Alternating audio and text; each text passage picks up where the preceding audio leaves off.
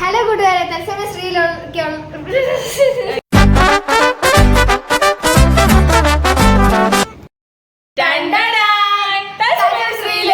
എല്ലാ കൂട്ടുകാർക്കും സ്വാഗതം.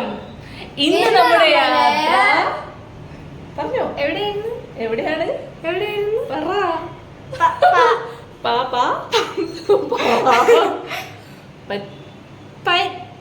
പറയടാ. കണ്ടോ, എല്ലാം പഠിപ്പിച്ചു വെച്ചതാണ്. പത്മനാഭസ്വാമി ക്ഷേത്രത്തിൽ നമ്മൾ എന്താണ് കാണാൻ പോകുന്നത്? അതാണ് എനിക്ക് ഓർക്കാൻ പറ്റുന്നത്. ഓക്കെ, പഞ്ചപാണ്ഡവരെ ഞങ്ങൾ കാണാൻ പോവാണ്. എല്ലാ വർഷവും പൈങ്കിനി ഉത്സവം പ്രമാണിച്ച് പഞ്ചപാണ്ഡവരെ കെട്ടിവെക്കാറുണ്ടല്ലോ അവിടെ. അപ്പൊ അത് കാണാൻ വേണ്ടിയിട്ടാണ് ഞങ്ങൾ പോകുന്നത്. അപ്പൊ ഞങ്ങൾ റെഡിയായി. ഏകദേശം ഇപ്പൊ 6 മണി കഴിഞ്ഞിട്ടുണ്ട്. അപ്പോ ഞാനും എന്റെ പൊന്നുഷും കൂടെ പോവാണ്.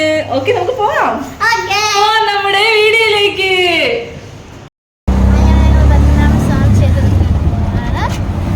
ഞങ്ങൾ ഓട്ടോയിലാണ് പോകുന്നത്. അപ്പൊ അവിടെ ചെന്നിട്ട് കാണാമേ. അങ്ങനെ ഞങ്ങൾ പത്മനാഭസ്വാമി ക്ഷേത്രത്തിന്റെ മെയിൻ എൻട്രൻസ് ആയ കിഴക്കേ നടയിൽ എത്തിയ ഉടനെ പൊന്നൂസിന്റെ കണ്ണിൽ ആദ്യം കണ്ടത് ഈ പട്ടിക്കുട്ടിയെ കേട്ടോ.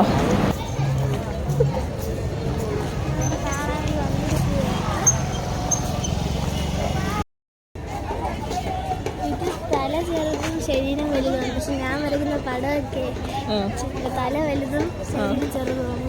അതുപോലെയാണോ? അതുപോലെയാ പഞ്ചപാണ്ഡവന്മാര് നിൽക്കുന്നല്ലേ. ഞങ്ങളങ്ങനെ പത്മനാഭസ്വാമി ക്ഷേത്ര നടയിലൂടെ ഞങ്ങൾ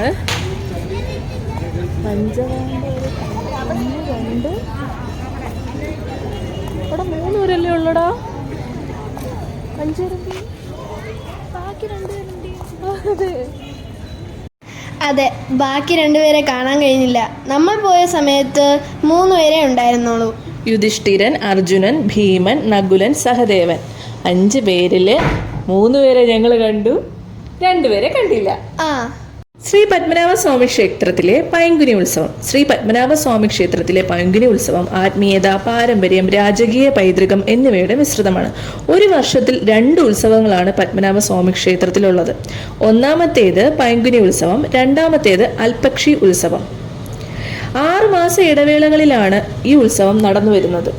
മീനമാസത്തിലെ രോഹിണി നക്ഷത്രത്തിലെ കൊടിയേറ്റതോടുകൂടി പൈങ്കിനി ഉത്സവത്തിന്റെ ആരംഭം.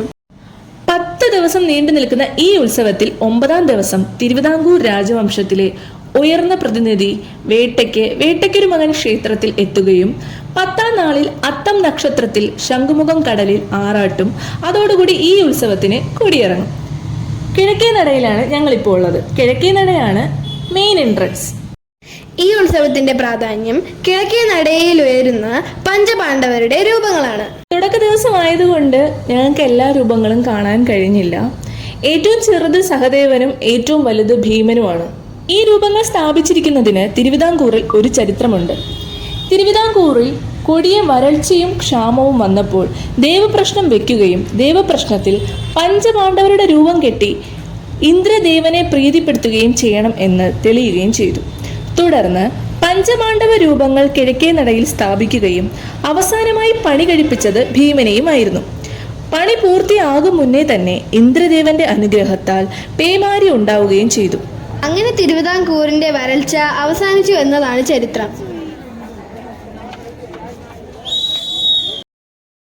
പകൽ പോലെ തിരക്കാണ് രാത്രിയിലും. 100 കോടി ദീപങ്ങൾ ഒരുമിച്ച് നിൽക്കുന്ന പ്രകാശത്താൽ എത്രമാത്രം സുന്ദരമാണ് നമ്മുടെ പത്മനാഭസ്വാമി ക്ഷേത്രത്തിന്റെ കിഴക്കേ നട കാണാനെന്ന് കണ്ടോ നിങ്ങൾ? അത്രയും സുന്ദരമാണ് നേരിലുള്ള കാഴ്ച. നിങ്ങളിപ്പോൾ കണ്ടുകൊണ്ടിരിക്കുന്നതാണ് അർജുനൻ. എല്ലാ രൂപങ്ങളും ഏകദേശം ഒരുപോലെയൊക്കെയാണ് കേട്ടോ തോന്നുന്നത്. എല്ലാത്തിനും ചുമന്ന നിറത്തിലുള്ള വസ്ത്രങ്ങൾ, എല്ലാ ചിത്രപ്പണികളും അല്ലേ കാണുമ്പോൾ എല്ലാം ഒരുപോലെയാണ് തോന്നുന്നത്. പിന്നെ ഞാൻ വരയ്ക്കുന്ന പടങ്ങളിലെല്ലാം തല വലുത് ശരീരം ചെറുതുമാണ്. പക്ഷെ ഇതില് ശരീരം വലുതും തല ചെറുതുമാണ്.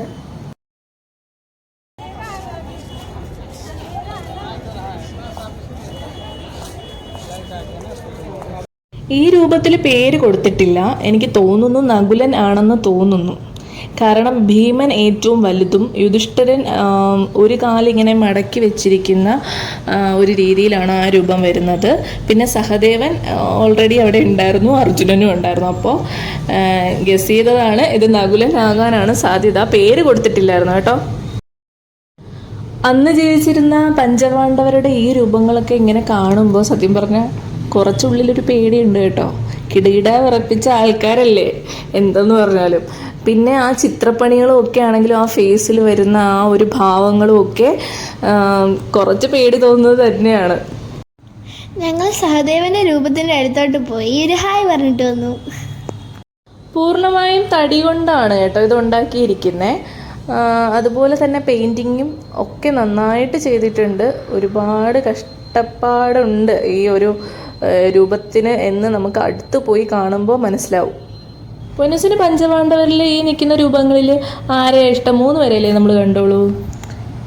അതൊരു ചോദ്യമാണോ? എനിക്ക് എല്ലാവരും ഇഷ്ടപ്പെട്ടു. ഞങ്ങളതെല്ലാം കണ്ടു കഴിഞ്ഞിട്ട് പത്മതീർത്ഥ കുളത്തിനരികിലേക്ക് വന്നപ്പോൾ ഇതേ കണ്ടോ, നിറയെ മീനായിട്ട് നിൽക്കുന്ന കണ്ടോ. അതിലൊരു കൊക്കുണ്ടായിരുന്നു, പിടിക്കാൻ വേണ്ടി റെഡി ആയിട്ടിരിക്കുകയായിരുന്നു എന്ന് തോന്നുന്നു. പിന്നെ കൊക്കാണെങ്കിൽ കുറച്ച് ആണോന്ന് അറിയത്തില്ല. കൊക്കല്ല, വേറെ എന്തോ ഒരു തരത്തിലുള്ള ഒരു പക്ഷിയാണ്. അതിന് ചെറുതായിട്ട് ഞാനിവിടെ സൂം ചെയ്ത് കാണിക്കുന്നുണ്ട്. നിങ്ങൾക്ക് ഇതിൻ്റെ പേരറിയാമെങ്കിൽ കമൻറ്റ് ചെയ്യണേ. ഇത് ഇങ്ങനെ സാവകാശം ചെറിയ മീൻ, കൊക്കിലൊതുക്കാൻ പാകത്തിന് ചെറിയ മീനിനെ നോക്കി കുറേ നേരമായിട്ട് നിൽക്കുന്നുണ്ടായിരുന്നു. ഞാൻ കുറേ നേരം ഇത് സ്പ്ലിറ്റ് ചെയ്ത് കളഞ്ഞതാണ് വീഡിയോ. ഒത്തിരി നേരം നിന്നിട്ടും ഒരു രക്ഷയില്ല. എനിക്ക് തോന്നുന്നു മൊത്തം വലിയ മീനല്ലേ, അതിൻ്റെ കൊക്കിന് ഒതുങ്ങി ചെറിയ മീനിനെ കിട്ടിയാലല്ലേ അതിന് പിടിക്കാൻ പറ്റത്തുള്ളൂ. അവസാനം നോക്കി ഞങ്ങളുടെ കണ്ണും കഴിച്ചു, അതിൻ്റെ കാലും കഴിച്ചു എന്ന് പറഞ്ഞാൽ മതിയല്ലോ. അവസാനം മീനിനെ കിട്ടിയോ എന്ന് അറിയത്തില്ല. ഞങ്ങൾ വീഡിയോ ഷൂട്ട് ചെയ്ത് തീരുന്നത് വരെയും അതിങ്ങനെ കറങ്ങി നിൽക്കുന്നുണ്ടായിരുന്നു കേട്ടോ. നൈറ്റ് കടകളാണ് നിങ്ങളിപ്പോൾ കണ്ടുകൊണ്ടിരിക്കുന്നത് കേട്ടോ. അവസാനം ഞങ്ങൾ തിരികെ വീട്ടിലേക്ക് പോവുകയാണ്. പോകുന്ന വഴിയിലെ വഴിയോര കാഴ്ചകളാണ് നിങ്ങളിപ്പോൾ കണ്ടുകൊണ്ടിരിക്കുന്നത്. നമ്മുടെ ഇന്നത്തെ വീഡിയോ ഇഷ്ടപ്പെട്ടെങ്കിൽ എല്ലാവരും ലൈക്ക് ചെയ്തിട്ട് സബ്സ്ക്രൈബ് ചെയ്തിട്ടും പോവാണേ. കമൻറ്റ് ചെയ്യണം. 5 പേരെ ഒരുമിച്ച് കാണാത്തതിൽ ഞങ്ങൾക്ക് ഇച്ചിരി വിഷമമുണ്ട്. എന്നാലും സാരമില്ല, ഓടി വരാൻ പറ്റുന്ന ദൂരത്തിലാണല്ലോ. അങ്ങനെ ഞങ്ങൾ തിരികെ വീട്ടിലേക്ക് യാത്രയായി. ഞങ്ങൾക്കിപ്പോൾ ഒരു 10 രൂപ ബസ് കിട്ടി കേട്ടോ. അങ്ങനെ ഞങ്ങൾ തിരികെ പോവുകയാണ്. അപ്പോൾ ഞങ്ങളുടെ വീഡിയോ ഇഷ്ടപ്പെടുകയാണെങ്കിൽ തീർച്ചയായും നിങ്ങളുടെ സപ്പോർട്ട് അത്യാവശ്യമാണ്. വീഡിയോസ് കാണുന്നതിനോടൊപ്പം തന്നെ നിങ്ങൾ കണ്ടു തുടങ്ങുന്ന സമയത്ത് തന്നെ ലൈക്ക് ചെയ്യുക, കമൻറ്റ് ചെയ്യുക, സപ്പോർട്ട് ചെയ്യുക. പുതിയ വിശേഷങ്ങളുമായി ഇനിയും കാണാം തത്സമയ ശ്രീയിലൂടെ. അതുവരെ